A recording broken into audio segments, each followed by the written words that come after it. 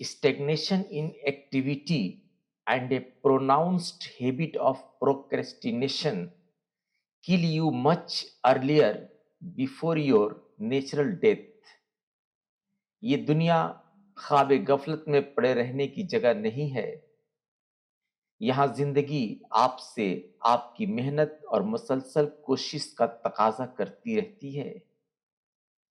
زندگی اس طرح گزاریں کہ آپ کی ضروریات کے علاوہ دوسروں کی خالی جھولی کو بھی بھرا جا سکے.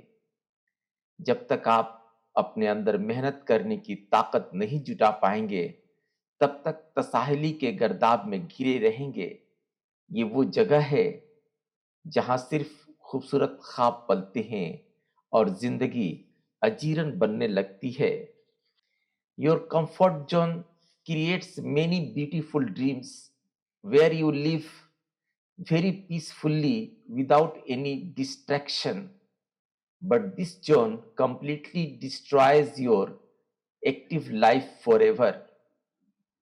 اب آپ کو طے کرنا ہے کہ کس طرح کی زندگی آپ اپنانا چاہتے ہیں. ایک طرف سخت اور شدید عمل کی دنیا ہے جہاں خوابوں کو سچ کرنے کے لیے انسان دن رات سرگرم رہتا ہے، اور دوسری طرف ایک بالکل آرام دہ زندگی ہے جہاں خواب تو پلتے ہیں لیکن دم توڑ بھی دیتے ہیں.